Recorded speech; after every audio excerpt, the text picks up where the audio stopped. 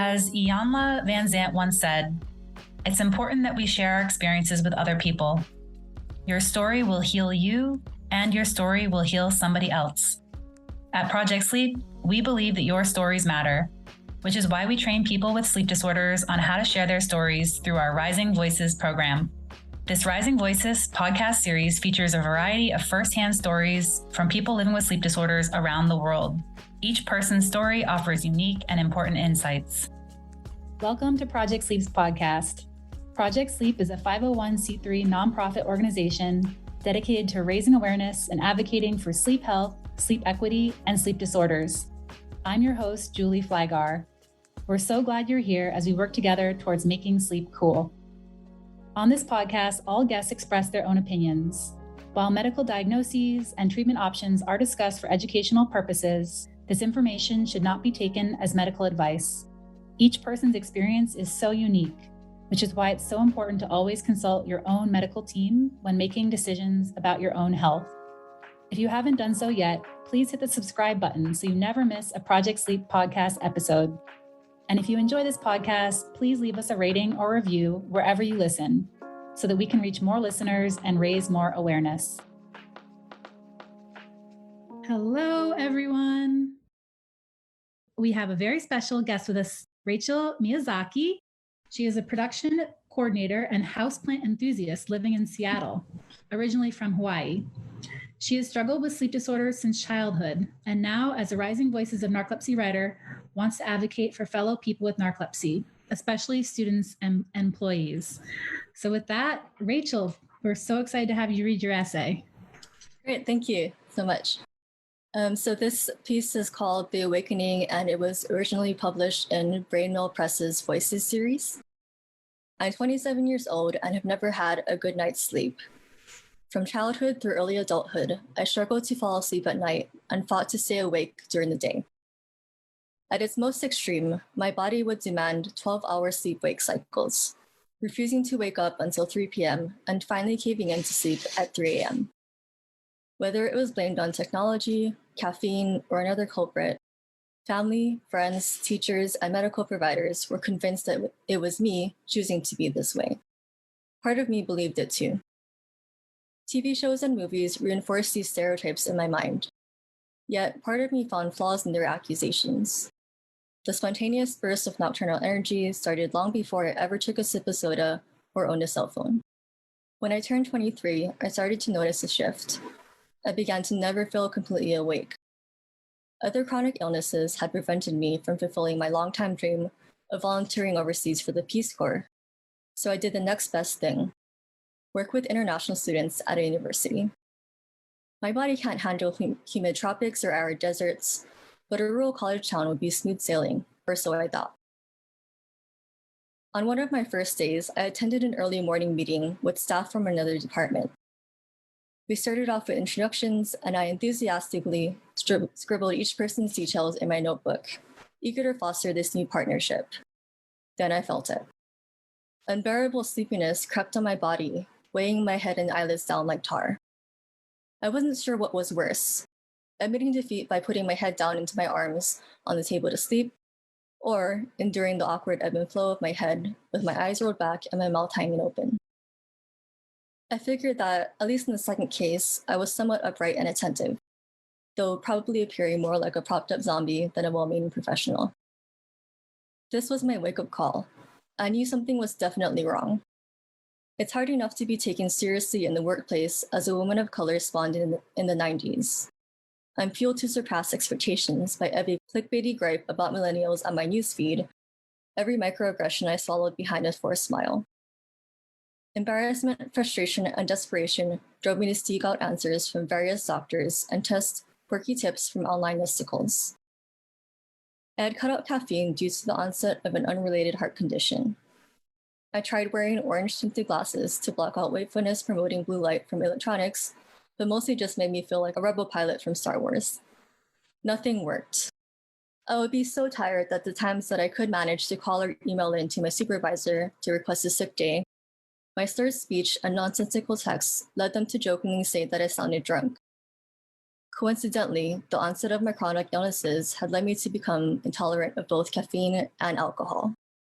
After multiple misdiagnoses, 2 overnight sleep studies, 2 afternoon nap studies, and 23 years of self-doubt, I was diagnosed with narcolepsy. It took an average of 7 minutes for me to fall asleep during the nap series. In one nap, I fell asleep after just 12 seconds. I had also experienced early rapid eye movement, or REM sleep, in 2 of the nap sessions, one after 5.5 minutes and another after just 4. To put this into perspective, it typically takes 90 minutes for a person to reach REM sleep after sleep onset. My narcolepsy diagnosis was a double-edged sword. It was validating because I finally had proof, albeit just a medical term, to validate my struggles with sleep to those that had doubted me. I could get a doctor's note to request accommodations at work. Yet, I soon realized that a simple diagnosis wouldn't magically make the world empathize with me or work with my new lifestyle. I remember being stuck on the word narcolepsy when my doctor first diagnosed me. The only times I'd heard it before were in comedic situations. A teenager face planting into the bowl of Captain Crunch before school, a person slumping down into their chair mid-conversation with a friend. It was more of an old wives' tale rather than a potential reality. I can see the gears turning in people's head when I tell them I have narcolepsy. I feel like it's a word that most folks have heard but never really processed. Narcolepsy is more complex than extreme bouts of sleep, and people with narcolepsy are certainly more than running gags. Sleep can be emotionally and physically draining for people like me. Some aspects of sleep can even be traumatizing. Recurrent vivid nightmares throughout the night have left me feeling paranoid and jumpy well into hours after waking up for the day. Sleep paralysis is another symptom straight out of a horror film. I'm awake and blinking, but I can't move my body, speak, or breathe. Some folks see demons or hear scary voices when experiencing sleep paralysis. The unfortunate reality is that I have an unrequited love with sleep. I crave it constantly, but only receive fractured, unrefreshing sleep in return. Looking back on my life, I realized how little sleep hygiene was encouraged outside of family and doctors reprimanding me for my personal issues. In elementary school, we had school ride, fun run fundraisers, and jump rope competitions. Messaging on milk cartons, cereal boxes, and snacks emphasized each respective product's contribution to a balanced diet. National campaigns promote physical exercise and conscious eating habits to people of various ages and backgrounds. Why doesn't sleep carry that same weight? Would I have had a quicker, smoother route to diagnosis, treatment, and accommodations with more community education and societal advocacy? Would I have been spared from years of feeling like a delusional, worthless burden? I had struggled with depression and anxiety since adolescence. At first, I blamed my chronic illnesses for further aggravating my mental illnesses. I resented my nervous system for its inability to function properly, especially at the so-called prime of my life. I wasn't one to say no to adventure. I wasn't one to flake out on plans, and I wasn't one to show up late to work. I had become critical of myself for becoming the antithesis of the values I grew up with.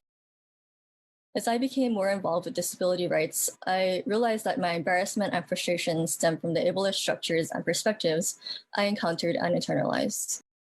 Despite being regularly recognized for my initiative, efficiency, and innovation at work, I would be patronized for showing up 30 minutes late or sleeping at my desk during my lunch breaks. I hadn't known about my rights to reasonable accommodations, like flex time, restructured work hours, or nap breaks, until I did my own research years later. Family would chastise me for spending family gatherings hidden away sleeping on a couch, rather than acknowledging how much effort it took for me to get up, get ready, show up, and say my rounds of sincere hellos in the first place. Friendships were the most painful gripes. Longtime friends grew uncomfortable with the new fine print that came with hanging out. If we went to a concert, I'd need reserved seating, so no more mosh pits for me. If we went to a bar or coffee shop, I'd need to sip with water. If we planned a day of sightseeing, I need to schedule nap breaks in the afternoon. I'd still be excited to spend time together, but these minor accommodations were deemed boring or inconvenient. If you think about it, many of the things our culture views as professional or otherwise socially acceptable are unnecessary, ableist, and classist. If there's one positive aspect of having chronic illnesses, it's that they've allowed me to become better at filtering out fleeting friends, silly rules, and shallow activities, to prioritize the people, values, and hobbies that are worth my limited waking hours and energy. Since the onset of my narcolepsy, I've devoted more time to self discovery and pursuing what fits my new lifestyle.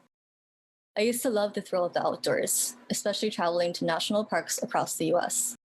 Of all the travels I've had, it's the natural scenic areas that are most cherished and ingrained in my memory. From the humbling giant sequoias of Muir Woods to the tranquil, almost surreal lotus paddies of Cambodia. It's challenging for me to leave my house outside of work obligations these days because of my chronic illnesses. However, I found that I can bring the outdoors in by tending to houseplants. Many people admire plants for their visual pure or alleged purifying qualities. I appreciate them for their diversity and tenacity. Contrary to popular belief, many plants can be rehabilitated and eventually flourish with the right care and environment. You often see mushy succulents, ratty ferns, and droopy begonias all bunched together on the same rack in the garden section of a big box store. You'd be surprised how many of those sad, worn-out plants on the sale rack can actually be salvaged. Like humans, plants are not one size fits all. Even within the same family, different plants have different needs. If you picture someone taking care of a houseplant, the image that pops into most people's mind is someone watering it and maybe placing it near a sunny window. Like diet and exercise for humans, there tends to be a limited focus on water and light. The appreciation and corresponding care for each plant's unique light, water, soil, aeration, humidity, and feeding needs allows them to thrive. It may be different or a bit more work than what you're used to, but there's nothing like spotting a tiny new growth on a houseplant that you put effort into. This observation helps me push through the times where I feel like I'm being dramatic, inconvenient, or selfish due to my narcolepsy symptoms. I can thrive as long as my basic needs, however unique they may be, are met, and the environment I'm in is conducive to my growth. People with narcolepsy can achieve great things, and we need our families, friends, schools, workplaces, and communities to recognize and support that potential. Wakefulness does not equal worth.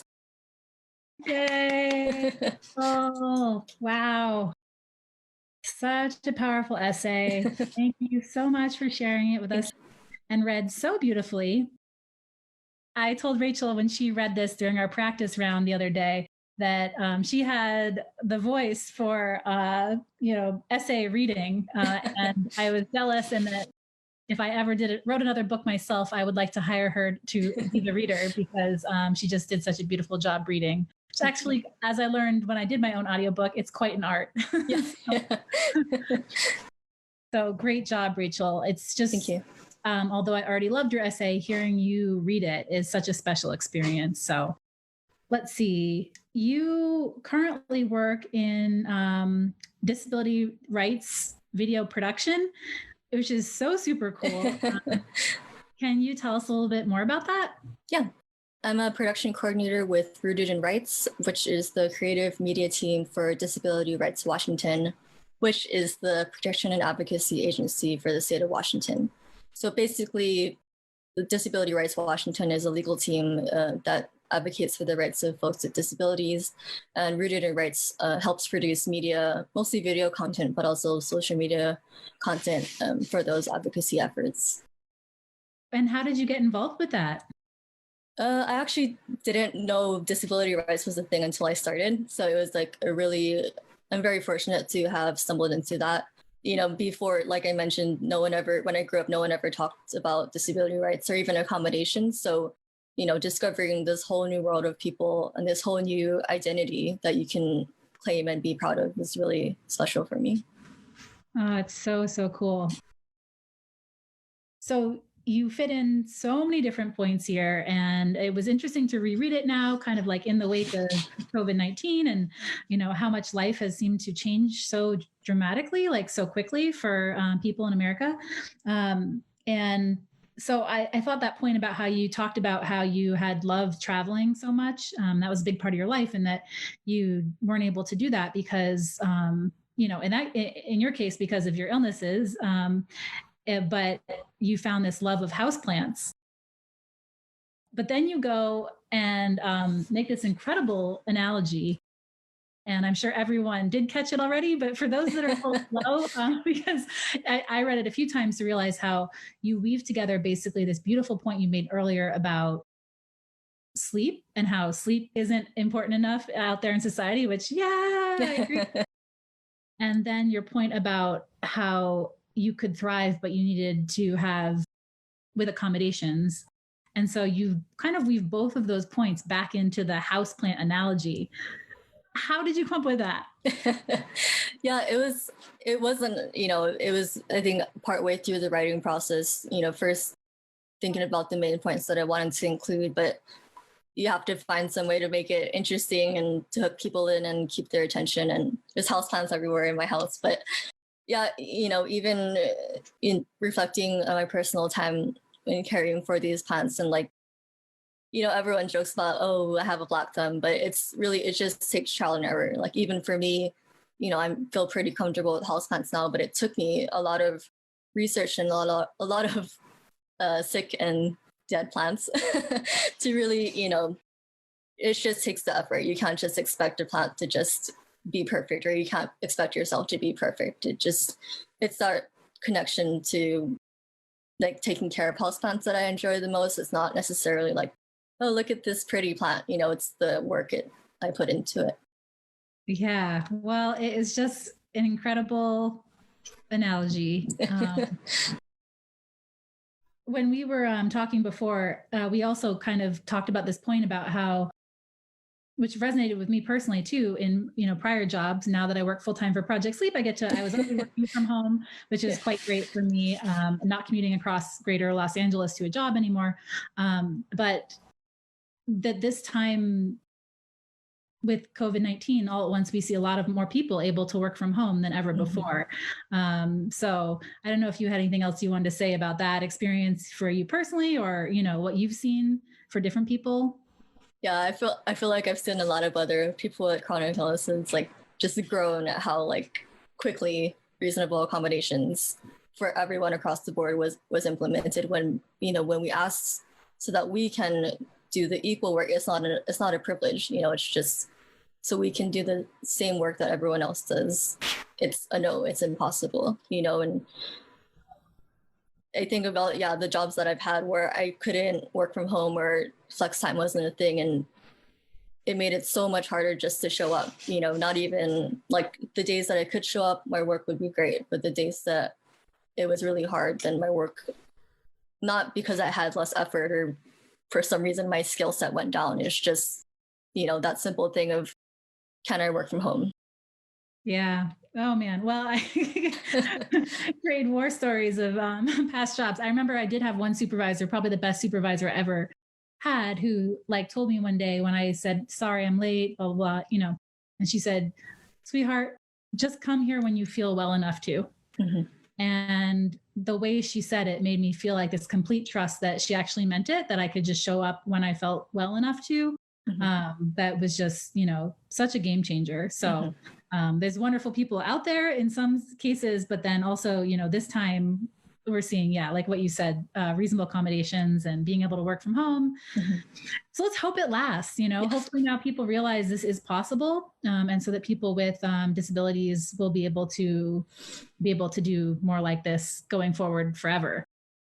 What was your experience like as far as getting reactions from the community or from, your own friends and family?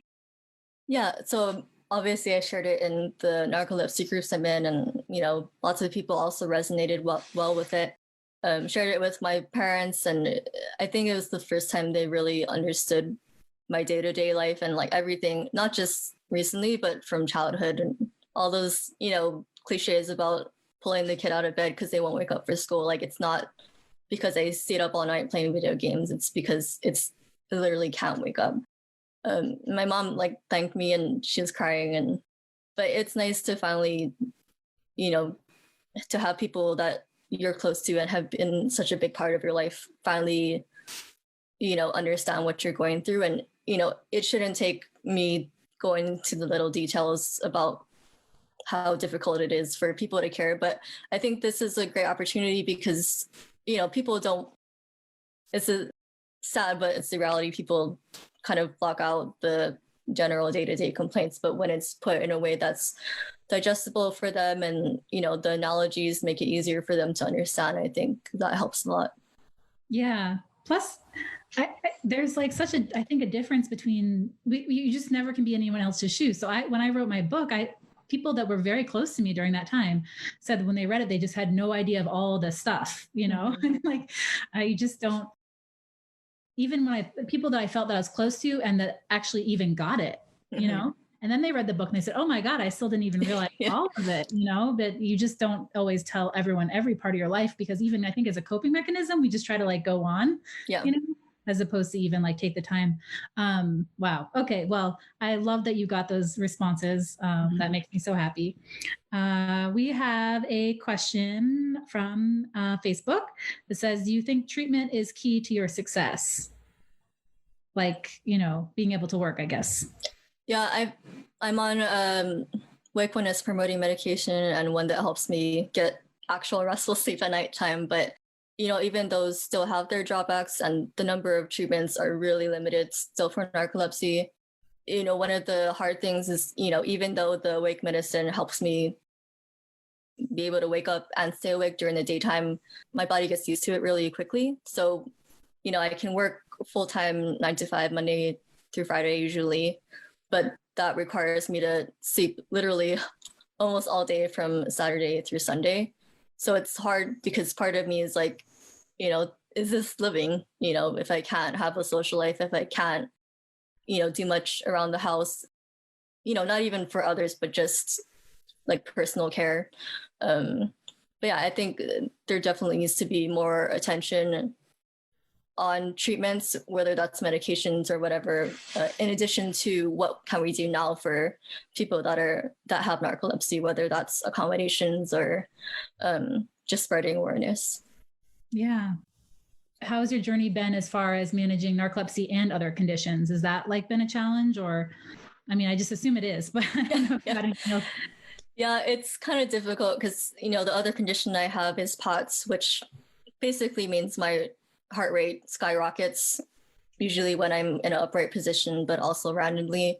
So for, when I have sleep attacks, it's helpful for me to be having some light source, particularly naturally light source, and like walking around to help keep me more awake. But walking around a lot makes me feel dizzy really quickly. And, I have sensory sensitivities. So sometimes light makes me feel worse or things like that. So it's hard to, and then people are like, oh, I thought that you couldn't do this, or thought this was bad for you. But it's like, bodies are weird. I don't know. I don't even know what my body wants sometimes. And yeah, that's the thing too. Like, I feel like part of me is like, if I explain how my body is to someone, that they'll just hold me to that, when, some days narcolepsy in itself is weird. Sometimes I can't sleep, which is, doesn't really make sense for narcolepsy. But yeah, that's why I think it's important for people to just believe people, when they say that they need something or say that they can't do something and something isn't comfortable for them. Amen to that. That is so true, and resonates. And the importance of getting voices out there like yours, so people know the diversity of experiences too. Because often, like, maybe you even feel alone in that, like, oh yeah, like I can't sleep, but then a lot of people actually can't with narcolepsy. But who knew? Because no one was talking about it before. Yeah. So I was wondering also, like, do you think like how did you get connected to the chronic illness community, or even Project Sleep and Rising Voices? What was that? Because I know you had the disability rights, that you kind of fell into that, but did you get connected with the chronic illness community on social media? How did that all come about? Yeah, social media was, I don't know where I would be without it. As an introvert, it's really helpful for me to just like meet people and stuff, but finding groups with people that have narcolepsy and groups of people that have chronic illnesses has been like literally life-changing for me, because I don't know many people with either narcolepsy or my other conditions in real life. And just to have other folks that genuinely get what you're talking about, like you don't have to say like explain your whole condition and your backstory, like they just get it. And even things like I worry about in the future, like there's a group that I found that's like parenting with narcolepsy, like even like pregnancy, and how do you do that as a parent? Like kids are so energetic, and I barely have energy for myself, but I'm seeing that there are parents that are able to do this and can thrive, like you talked about is really helpful, especially with that anxiety of feeling like you're alone and feeling like there's no answers, there's no hope. And yeah. And then how did you find Project Sleep and Rising Voices? I think I was just Googling, like, there's lots of advocacy organizations that are more for like clinicians, that have conferences more for clinicians and things like that. But I was looking for like organizations that actually help patients and individuals with narcolepsy advocate and just meet other folks with narcolepsy, and yeah, stumbled upon Project Sleep and thought it was really cool. Hey, so glad. So glad you did. So I do have one last question for you, which is, do you have any kind of a fun one? Do you have any favorite stories about a particular plant that you brought back to life, or any advice for people like myself? I have had multiple plants in this apartment. I've been able to keep one alive so far, knock on wood. It's a snake plant, but I just wanted to hear a little bit if you had any more advice or stories about plants. I feel like for people that, people are like, oh, cacti are so easy or whatever. I have the hardest time with cacti and air plants. I think, yeah, it's a misconception. I think if you're starting out, devil's ivy or pothos are really easy. They can grow in water, they can grow in dirt. You can neglect them in the office. I've seen them grow. And you can also cut the ends off and propagate them into other plants to share with your friends. So that's plus. And, basil and mint are really like weeds to grow, just cut them and they grow back really fast. And, basil, you can root them in water as well. So just because something doesn't work out the first time doesn't mean it's the end. Like everyone takes, has their own journey. Yes. All right. Well, you definitely have inspired me to take it, to, keep trying and keep learning. And I think that was a powerful thing you said, is that you just need to like learn more. And like, I love learning, about stigma and, all these other areas, but I've never really invested as much time in learning about plants. Mm-hmm. Yeah. And I think like, even for people that are trying to support people with narcolepsy, like my parents and my partner still make mistakes sometimes because we're just human, but the main thing is that I still recognize that they're trying, and and it's hard, when you have day-to-day stress and everyone is tired, but yeah, recognizing that you're going to make mistakes sometimes, and it's just a journey that you're going to have to take together. Yeah, that's a beautiful point. We're all just doing our best too at times. So yeah. Well, I guess with that, let's go ahead and just say thank you again to Rachel. Thanks again for having me. Yeah, thank you. Bye.